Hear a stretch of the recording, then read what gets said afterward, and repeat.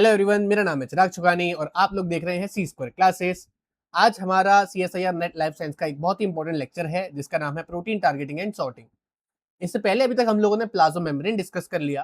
Plasma membrane में जो transport होते हैं एक्टिव पैसिव वो डिस्कस कर लिए, उसके टाइप्स डिस्कस कर लिए, उसके PYQs भी डिस्कस कर चुके हैं हम लोग।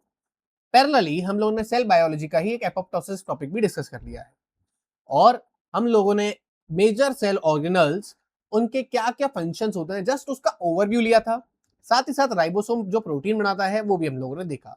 ऑल्दो जब प्रोटीन का पूरा ट्रांसलेशन वाला प्रोसेस है जिसमें mRNA से प्रोटीन बनता है, वो मॉलिक्यूलर बायोलॉजी का पार्ट है, वो उसमें हम अलग से डिस्कस करेंगे ही। बट आज हमारा जो टारगेट है वो है हमारा एंडोप्लाज्मिक रेटिकुलम। सो आप लोग जानते हैं कि एंडोप्लाज्मिक रेटिकुलम जो है वो सेल का काफी बड़ा सेल ऑर्गेनल माना जाता है, ठीक है। या फिर यूं बोलते हैं कि सेल का सबसे बड़ा सेल ऑर्गेनल माना जाता है, तो वो भी गलत नहीं होगा। ये कुछ ऐसा आपने देखा होगा, न्यूक्लियस के ऊपर इस तरीके से अरेंज होता है। This is what, this is endoplasmic reticulum. So आज के हमारे टॉपिक में हम लोग एंडोप्लाज्मिक रेटिकुलम के ही अंदर बन रही प्रोटीन, यू नो दैट कि एंडोप्लाज्मिक रेटिकुलम दो टाइप का होता है, रफ और स्मूथ। और अगर उसके ऊपर ऐसे करके राइबोसोम्स लगे हुए हैं तो वो हमारा रफ एंडोप्लाज्मिक रेटिकुलम कहलाएगा। और अगर ये राइबोसोम्स नहीं होंगे जिस किसी के ऊपर, लाइक दिस, तो ये क्या कहलाएगा, स्मूथ एंडोप्लाज्मिक रेटिकुलम। SER का काम होता है लिपिड्स का फॉर्मेशन करना, जो हमारे कहां पर होते हैं, सेल मेम्ब्रेन में, वो यहीं पे बनते हैं। RER रफ होते हैं। क्या नाम है इसका, रफ। इसकी रफ होने की वजह से आर से क्या होता है, राइबोसोम्स इस पे चिपके होते हैं। राइबोसोम्स के होने की वजह से ही तो ये रफ होते हैं, ठीक है। और राइबोसोम क्या करता है, प्रोटीन बनाता है। सो RER का एक काम हो गया प्रोटीन फॉर्मेशन करना, ठीक है। So this is what we are going to discuss today. अब आता है एंडोप्लाज्मिक रेटिकुलम के बारे में एक छोटा सा और डिस्कशन। देखो, ये क्या है एंडोप्लाज्मिक रेटिकुलम, एक वास्ट कंटीन्यूअस नेटवर्क होता है जहां पे हम लोग देखते हैं इसके पैरेलल सेक बने होते हैं। You can see here, these are the parallel sac of endoplasmic reticulum. These are known as cisternae. इन्हें हम क्या कहते हैं, सिस्टर्ने। ये दोनों में ही होते हैं, रफ और स्मूथ दोनों में ही होते हैं। It is majorly of two types. ये कितने टाइप्स का होता है, दो टाइप्स का होता है। On the basis of their surface appearance, मैंने बताया रफ और स्मूथ। रफ का पार्ट आप जानते हो राइबोसोम्स की वजह से होता है, तो वो प्रोटीन बनाएगा। स्मूथ क्या होगा, बेसिकली राइबोसोम्स नहीं होंगे तो लिपिड्स बनाता है। Protein synthesized on membrane of RER are either inserted into the ER membrane or into its lumen for transport elsewhere. So जो प्रोटीन यहाँ बनता है हमारा RER में, तो वो उसके ऊपर जो राइबोसोम है वो या तो क्या करेगा, प्रोटीन को एंडोप्लाज्मिक रेटिकुलम में भेज देगा, उसके अंदर लुमेन के अंदर, लुमेन मतलब जो खाली स्पेस है सिस्टर्ने के अंदर, या फिर वो उसकी मेम्ब्रेन में धसा देगा, या फिर वो लुमेन में फंसा करके किसी दूसरी जगह जैसे गोल्जी के पास भेज देगा, जा भैया जा, तेरी यहाँ से उम्र हो गई, अब तू यहाँ से जा, ठीक है। तो लुमेन में जाएगा तो वो किसी और में चला जाएगा, मतलब गोल्जी के पास जा सकता है, या फिर ये हो सकता है इसकी मेम्ब्रेन में ही फंस जाए। सो अब जो ER से जो प्रोटीन सॉर्टिंग होती है, यानी बेसिकली हम देखें, major protein sorting, major protein sorting जो होती है वो कितने टाइप्स की होती है, किसके अंदर, इन यूकैरियोट्स। हमने आपको बताया था ना, सेल्स दो टाइप के होते हैं, प्रो और यूकैरियोट्स। आपको ये पता भी होगा, सेल्स बेसिकली दो ही टाइप के हैं, प्रो और यूकैरियोट्स। अब उसमें कौन कौन से दो मेजर प्रोटीन सॉर्टिंग पाथवेज हैं, वो एक बार दोनों के दोनों देख लेते हैं हम। तो लेट्स, सबसे पहले आते हैं हमारे सिक्रेटरी और फिर नॉन सिक्रेटरी, ठीक है। आओ पहले देखते हैं नॉन सिक्रेटरी कौन से हैं। नॉन सेक्रेटरी और दूसरे कौन से थे, सेक्रेटरी। देखो, हमारा जो प्रोटीन बनता है वो या तो ये है कि साइटोसोल में, यानी साइटोप्लाज्म में जो फ्री राइबोसोम्स हैं उनके थ्रू बने, या वो हो सकता है जो ER पे है उनके थ्रू बने। तो दो तरीके से, दो जगह से प्रोटीन बन सकते हैं, साइटोसोलिक और ER के थ्रू। आओ एक बार नॉन सिक्रेटरी का देखते हैं। नॉन सिक्रेटरी मतलब क्या है, हमारे साइटोप्लाज्मिक राइबोसोम्स, ठीक है, यानी वो राइबोसोम्स जो साइटोप्लाज्म में प्रेजेंट है, वो जो बनाएंगे वो करेंगे नॉन सिक्रेटरी, यानी ये सिक्रेशन यानी सेल के बाहर नहीं जाने हैं, सेल के अंदर ही अंदर रहना है। नॉन सिक्रेटरी में अगर कोई सिग्नल सीक्वेंस नहीं हुआ, यानी no signal sequence, signal sequence है ही नहीं, तो वो क्या हो जाएगा, ये प्रोटीन कहाँ रहेगा, साइटोसोल में ही रहेगा, यानी साइटोप्लाज्म में रहेगा। ये इसका घर हो गया। अब सिग्नल सीक्वेंस मान लो हुआ, लेकिन किसके लिए हुआ, माइटोकॉन्ड्रियल सिग्नल सीक्वेंस हुआ, माइटोकॉन्ड्रियल सीक्वेंस हुआ, तो जाहिर सी बात है, आप समझ रहे हो कहाँ जाएगा वो, माइटोकॉन्ड्रिया में ही तो जाएगा, नाम है माइटोकॉन्ड्रिया तो माइटोकॉन्ड्रिया में ही जाएगा, ठीक है। तो ये माइटोकॉन्ड्रिया में चला जाएगा। इसके बाद अगर इसके पास परऑक्सीसोम का हुआ, परऑक्सीसोम का सीक्वेंस हुआ, तो ये परऑक्सीसोम में चला जाएगा, ठीक है, परऑक्सीसोम। अगर यही हमारा प्लांट सेल हो, उसके पास क्लोरोप्लास्ट होता है, क्लोरोप्लास्ट का सीक्वेंस हो तो ये कहाँ चला जाएगा, क्लोरोप्लास्ट में। या फिर हो सकता है इनके अंदर एनएलएस हो, न्यूक्लियर लोकलाइजेशन सिग्नल हो, तो ये कहाँ जाएगा, न्यूक्लियस के अंदर जाएगा। सो ये कुछ डिफरेंट डिफरेंट टाइप की जगह पर जा सकते हैं नॉन सेक्रेटरी पाथवे के प्रोटीन्स।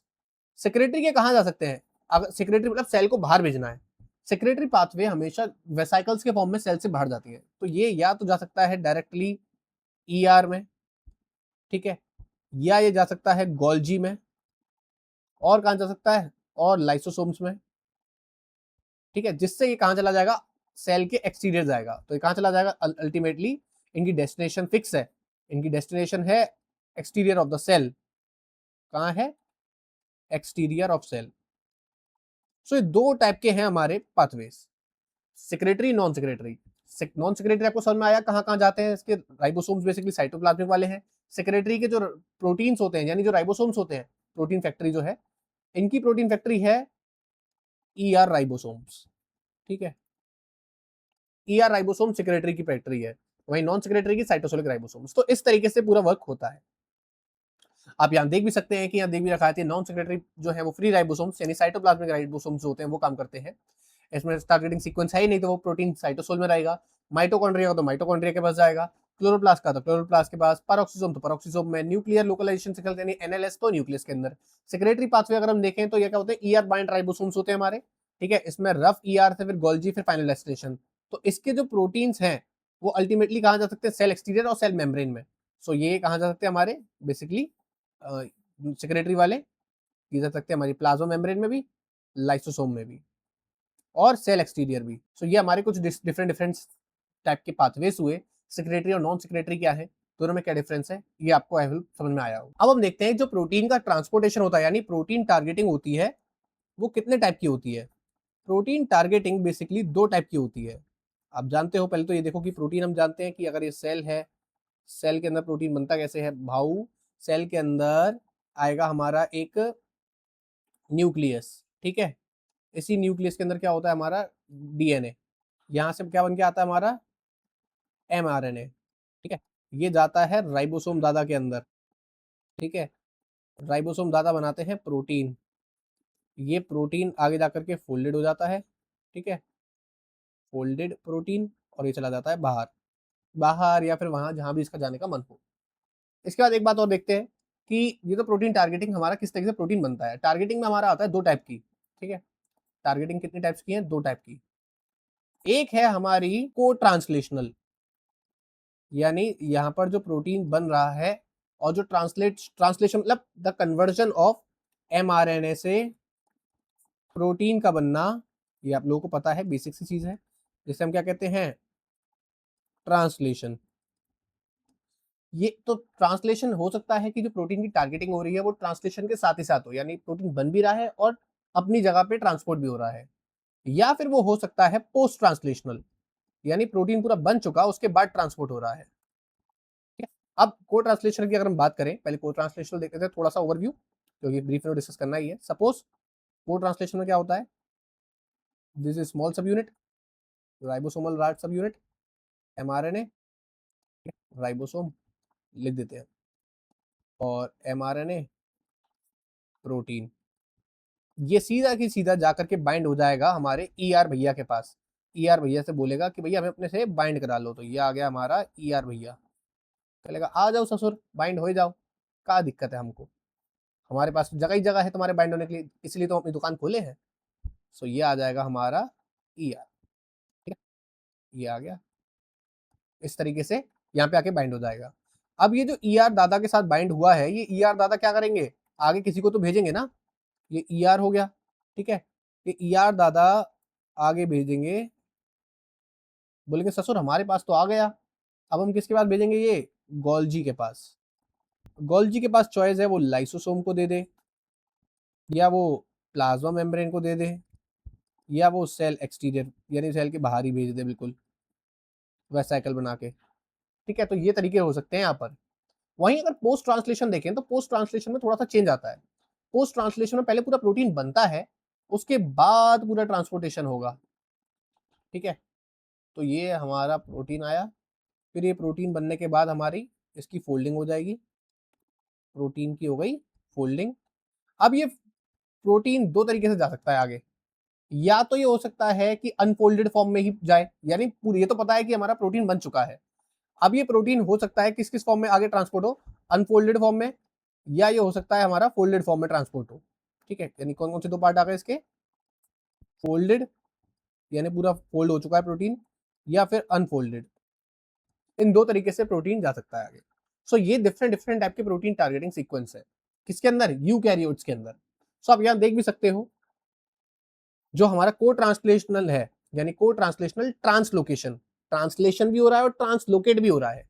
जिससे आपने देखा लार्ज सब यूनिट ईआर की मेम्ब्रेन पे आके बाइंड करेगी, ये हमारा बेसिकली प्रोटीन जो सिंथेसाइज हो रहा है वो आकर के डॉक हो जाएगा अपने बेसिकली चैनल्स पर, जिन चैनल्स के थ्रू एंटर करेगा। साथ ही साथ यहाँ पर कुछ स्पेशल स्ट्रक्चर्स होते हैं जैसे कि एसआरपी यानी सिग्नल रिकॉग्निशन पार्टिकल, और सिग्नल रिकॉग्निशन पार्टिकल का रिसेप्टर भी होगा।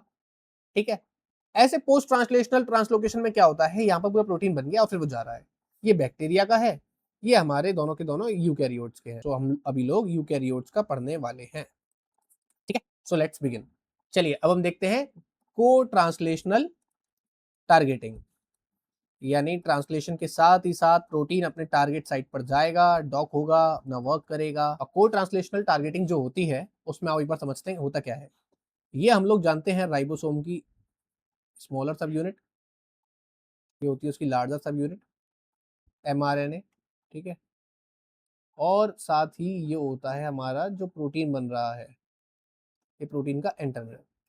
अब इसमें थोड़ा सा चीज समझ लेते हैं, इसके पास ऐसा क्या है कि यहाँ पर ट्रांसलेशन सीधा जा करके वर्क करता है। यहाँ जो सीक्वेंस होता है, ठीक है, ये एक क्या होता है, एम्फीपैथिक पैच होता है।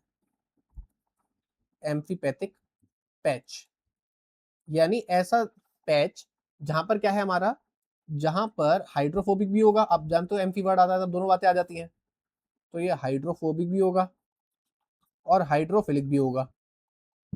हाइड्रोफोबिक इसमें जनरली होते हैं लगभग लगभग 15 से 30 अमाइनो एसिड्स का पूरा एम्फीपैथिक पैच है, जिसमें हाइड्रोफोबिक होते हैं लगभग लगभग 6 से 12 अमीनो एसिड्स। रेस्ट सारे कौन से होते हैं, हाइड्रोफिलिक। हाइड्रोफिलिक, ठीक है। अब इस पैच का सिग्निफिकेंस क्या है, ये पैच ना एक सिग्नल सीक्वेंस है। किसकी तरह वर्क करता है, तो सिग्नल सीक्वेंस की तरह वर्क करता है। सो ये जो पैच है एम्फीपैथिक पैच, ये क्या है, एक क्या है, सिग्नल सीक्वेंस है।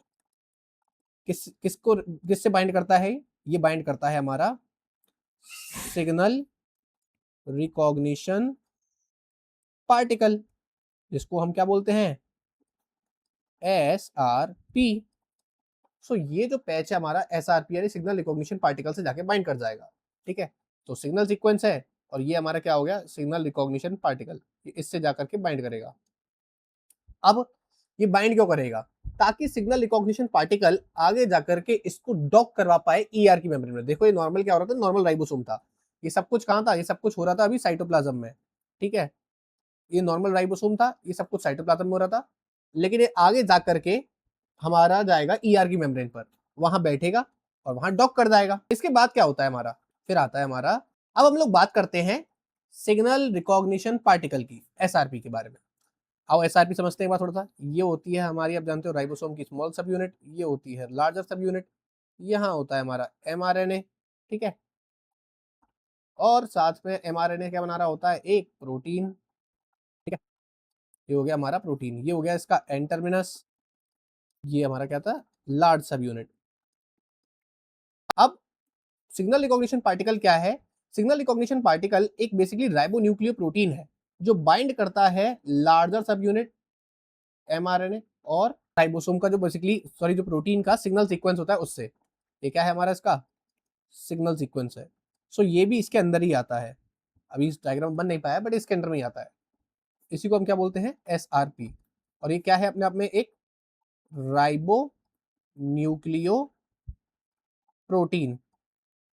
राइबो न्यूक्लियो प्रोटीन का मतलब क्या होता है, आरएनए प्लस प्रोटीन, सिंपल। ठीक है, तो ribo nucleo protein. Signal recognition particle जो है वो कौन कौन सी रीजन को कवर करता है, अभी हम लोगों ने बात करी। सिग्नल रिकॉग्निशन पार्टिकल जो है वो कवर करता है हमारे तीन चीजों को। पहली चीज है उसमें हमारा लार्जर राइबोसोमल यूनिट, दूसरी चीज जो कवर करता है वो है इसकी signal sequence of protein, signal sequence of protein, and the third one is, third and last one आता है इसका एमआरएनए। सो ये इन तीन चीजों से बाइंड करता है, इन तीन चीजों से बाइंड करके एसआरपी रिसेप्टर के साथ आगे जाके बाइंड करेगा। अब नाउ इसकी पूरी खेल को समझते हैं, आओ उसके खेल को समझते हैं, इसका खेल क्या कहता है। ये हो रही है हमारी, ये है हमारी को ट्रांसलेशनल, ठीक है। अब इसमें हो क्या रहा है, देखो ये है हमारा ये आपने देखा अभी तक, ये क्या था जो आपको सामने दिख रहा है, hold a second let me tell you, ये जो आपको पूरा दिख रहा है signal recognition particle, signal recognition particle के साथ क्या बाइंड है, अभी जीटीपी बाइंड है, ठीक है। ये पूरा सिग्नल रिकॉग्निशन पार्टिकल राइबोसोम और जो ट्रांसलेशनल पॉज्ड प्रोटीन है, इसका जैसे ही एसआरपी आके बाइंड करता है ना, ट्रांसलेशनल पॉज हो जाता है, यानी ट्रांसलेशन रुक जाता है कुछ समय के लिए। तो ये एसआरपी जीटीपी के साथ बाइंड होकर के इस पूरी राइबोसोमल प्रोटीन फैक्ट्री को आकर के डॉक करवाता है ईआर की मेम्ब्रेन के ऊपर प्रेजेंट एसआरपी रिसेप्टर के साथ। ये एसआरपी रिसेप्टर भी जीटीपी से बाइंड अप हो जाता है। इसके बगल में जो प्रोटीन एंट्री साइट होती है वो पास में होती है, जिसको हम बोलते हैं सेक्टर 61 ट्रांसलोकॉन। अब इसकी 3 सब यूनिट है, जिसको अल्फा बीटा गामा बोल दिया है, ठीक है। और ये है ईआर का ल्यूमेन, बाकी बाहर का एरिया क्या होगा, साइटोप्लाज्म।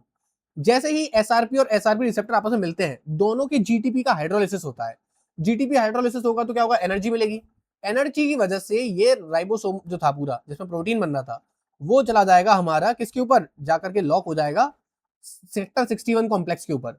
ये सेक्टर 61 ट्रांसलोकन के अंदर जाएगा और इसके अंदर जाकर के प्रोटीन इसका दोबारा से ट्रांसलेशनल रिज्यूम हो जाएगा। पहले पॉज हो गया था, ट्रांसलेशन रिज्यूम हो जाएगा। ट्रांसलेशन रिज्यूम होने के बाद ये प्रोटीन धीरे धीरे करके अंदर मूव करेगा। जो इसके एंड टर्मिनल पे सिग्नल सीक्वेंस था, अंदर सिग्नल पेप्टाइडेस उसको काट देगा। ध्यान से समझो, सिग्नल पेप्टाइडेस एक टाइप का पेप्टाइडेस, पेप्टाइड को तोड़ने वाला एक एंजाइम। वो क्या करेगा, एंड टर्मिनल के सिग्नल सीक्वेंस को काट देगा। वो पढ़ा था ना एम्फीपैथिक सीक्वेंस, उसको काट के अलग कर देगा, ठीक है। कोई बात नहीं दादा, अब ये इस पे आकर के लॉक हो गया। अब प्रोटीन ट्रांसलेशन चलता रहेगा, वो अंदर आता रहेगा। जैसे ही आप जानते हो स्टॉपिंग कोडॉन आ जाएगा, तो ये हमारा क्या हो जाएगा, इसके बाद सारा का सारा प्रोटीन अंदर आ जाएगा। अंदर आकर के उसकी प्रोटीन की फोल्डिंग हो जाएगी। अब इस प्रोटीन की फोल्डिंग हो गई, यहाँ पर फिर आ जाएगा राइबोसोमल रिलीज फैक्टर। वो क्या करेगा, जो राइबोसोम यहाँ पे लॉक था उसको रिलीज कराएगा, फिर राइबोसोम की लार्ज सब यूनिट और स्मॉल सब यूनिट अलग अलग हो जाएंगी, ठीक है। एक बार शॉर्ट रिकैप देख लेना फिर से, हुआ क्या, सिग्नल रिकॉग्निशन पार्टिकल आया, ठीक है, जीटीपी के साथ बाइंडेड था, राइबोसोम की पूरी फैक्ट्री को साथ में लेकर आया। एसआरपी रिसेप्टर जो कि ईआर की मेम्ब्रेन पे था उसके साथ डॉक हुआ और उस पर भी जीटीपी बाइंडेड था। दोनों का जीटीपी हाइड्रोलिसिस हुआ तो सेक्टर 61 कॉम्प्लेक्स के अंदर राइबोसोम आ जाएगा, राइबोसोम ऊपर तक आ जाएगा और अपने राइबोसोम बेसिकली प्रोटीन को अंदर भेजेगा। इसी पॉइंट पे ट्रांसलेशनल रिज्यूम हो जाएगा। जैसे ही वो प्रोटीन अंदर आएगा, अंदर जाता जाएगा, एंड टर्मिनल सिग्नल सीक्वेंस को सिग्नल पेप्टाइडेस कट कर देगा, ताकि ये एक बार अंदर आ जाए तो फिर ये दोबारा बाहर ना जा पाए। तो सिग्नल को कट कर देगा। जैसे ही अंदर सिग्नल कट हो जाएगा तो होगा क्या, होगा कुछ यूं कि जो ट्रांसलोकॉन था उसके अंदर सारा प्रोटीन एक बार अंदर आ जाएगा, उसकी प्रोटीन की फोल्डिंग होना चालू हो जाएगी। वहीं जो राइबोसोम था वो राइबोसोमल रिलीज फैक्टर के थ्रू निकल जाएगा और दोनों सब यूनिट्स अलग अलग हो जाएंगी। सो इस तरीके से वर्क करेगा। तो एसआरपी अलग निकल जाएगा, जीडीपी, एसआरपी जीडीपी, क्योंकि जीटीपी हाइड्रोलाइज हो गया तो क्या बचेगा, जीडीपी। ऐसे ही जो सिग्नल रिकॉग्निशन पार्टिकल है वो भी जीडीपी से बाइंड अप हो जाएगा। बाद में जब इनकी रिसाइकलिंग होगी तो ये दूसरे प्रोटीन को फिर लेकर आएंगे, ठीक है। सो इस तरीके से पूरा को ट्रांसलेशनल सिग्नलिंग या टारगेटिंग वर्क करती है। यही सेम चीज आप यहाँ पे भी देख सकते हो कि हमारे राइबोसोम की लार्जर सब यूनिट है, बीच में एमआरएनए है और साथ में बनता हुआ एक पेप्टाइड जिसपे हमारा क्या है, सिग्नल सीक्वेंस है। इसके बाद एसआरपी आकर बाइंड करता है। एसआरपी बाइंडिंग होने के बाद अपने रिसेप्टर से बाइंडिंग करता है। रिसेप्टर से बाइंडिंग होने के बाद जीटीपी हाइड्रोलिसिस के दौरान ये पूरा राइबोसोम ट्रांसफर हो जाता है ट्रांसलोकॉन पर, और ट्रांसलोकॉन के थ्रू जो हमारा प्रोटीन है वो एंटर कर जाता है बेसिकली ल्यूमेन के अंदर। कहां पर, ईआर के ल्यूमेन के अंदर, राइट। इसी को दिखाने का दूसरा तरीका है। लेकिन एक चीज, जो हमारा सिग्नल सीक्वेंस था वो अंदर जाकर के कट हो जाता है, और कट करने वाला कौन है, कट करने वाला एक छोटा सा एंजाइम जिसका नाम है सिग्नल पेप्टाइडेस। छोटा एंजाइम बड़ा काम, ताकि वो एग्जिट ना कर जाए दोबारा, ठीक है। तो इस तरीके से आगे जाकर के इसकी फोल्डिंग हो जाती है। This is the folded protein. अब एक बार देखते हैं हम, जो पूरा ट्रांसलोकॉन है यानी सेक्टर 61 अल्फा कॉम्प्लेक्स है, एक बार इसे देखते हैं। ये क्या है, हमारा एक इंटीग्रल मेम्ब्रेन प्रोटीन है। मेजर कंपोनेंट है किसका, ईआर ट्रांसलोकॉन का। और साथ ही साथ क्या करता है, प्रोटीन कंडक्टिंग चैनल है। प्रोटीन कंडक्टिंग चैनल मतलब बेसिकली अगर ये लिपिड बाई लेयर है तो बीच में एक चैनल, जैसे कि बोले एक पैसेज क्रिएट करता है जिसके थ्रू प्रोटीन अंदर आता है, लाइक दैट, ठीक है। सो इसके थ्रू प्रोटीन अंदर आता है। साथ ही साथ क्या करता है, ट्रांसलोकॉन स्पेंस द ईआर मेम्ब्रेन। अब जाहिर सी बात है, एक पैसेज है, एक चैनल है, तो वो पूरा ऊपर से लेके नीचे तक जाएगा ना, ताकि एक पैसेज क्रिएट करे। राइबोसोम इसी के ऊपर आके बैठ जाता है, ठीक है। The nascent secretory protein enters the translocon and passes through the channel towards the ER lumen. तो यहाँ से जो प्रोटीन है वो ईआर के लुमेन की तरफ मूव कर जाता है साइटोप्लाज्म से ईआर लुमेन, ठीक है। और section 61 alpha contacts the nascent polypeptide while it is passing through the channel. आप यहाँ देख भी सकते हो कि हमारा क्या दे रखा है, एक एमआरएनए है, के साथ में टीआरएनए लार्जर सब यूनिट। याद रखिएगा लार्जर सब यूनिट ही जाकर के हमारी बाइंड होती है ईआर की मेम्ब्रेन पर, ट्रांसलोकॉन पर। ये सिंथेसाइजिंग नेसेंट पॉलीपेप्टाइड मतलब जो न्यूली सिंथेसाइज पॉलीपेप्टाइड है वो एंटर कर रहा है हमारे पोर के थ्रू ईआर के ल्यूमेन के अंदर। माइक्रोसोमल ल्यूमेन मतलब वही ईआर का ल्यूमेन के अंदर। सो इस तरीके से अमीनो टर्मिनल अंदर जाता है, कार्बोक्सिल टर्मिनल बाद में आता है। कोड ट्रांसलेशन में याद रखिएगा अमीनो अंदर जाएगा पहले, फिर कार्बोक्सिल आएगा। कोड ट्रांसलेशन अभी पहले बनता ही कौन सा है, हमेशा अमीनो टर्मिनल पहले बनता है ना, तो वो अंदर जाएगा। सो this is why. So this is all about the code translational targeting. इसमें हम लोगों ने क्या क्या देखा, हम लोगों ने देखा किस तरीके से प्रोटीन पहले बन रहा होता है राइबोसोम पर, वो सिग्नल रिकॉग्निशन पार्टिकल के थ्रू आता है, ईआर की मेम्ब्रेन पे उसका रिसेप्टर है उससे बाइंड करता है, और वो सेक्टर 61 कॉम्प्लेक्स पे जाकर के ट्रांसपोर्ट हो जाता है, ठीक है। जिसमें इस सबसे पहले प्रोटीन अपना ट्रांसलेशनल पॉज कर चुका था। इसके एंड टर्मिनल सीक्वेंस जैसे ही अंदर जाता है सिग्नल पेप्टाइड उसे कट कर देता है, प्रोटीन अंदर की तरफ मूव करता है, बाद में जाकर के वहां पर वो फोल्ड हो जाता है, ठीक है, पूरा फॉर्म होने के बाद। So this is what we have discussed in the code translational. अगली वीडियो में हम लोग देखेंगे post translational sequences of the ER, ठीक है, किस तरीके से पोस्ट ट्रांसलेशनल टारगेटिंग होती है ईआर के अंदर। कोड ट्रांसलेशन हो गया, पोस्ट ट्रांसलेशन हो जाएगा, फिर हमें समझ में आ जाएगा किस तरीके से ईआर के अंदर प्रोटीन फिक्स हो रहे हैं। तो अगर आपको अच्छा लगा हो और आप लोग इसका सेकंड पार्ट देखना चाहते हो तो आप लोग स्टे ट्यून्ड बने रहिए, ठीक है। तब तक के लिए बाय बाय, टाटा, जय हिंद, वंदे मातरम।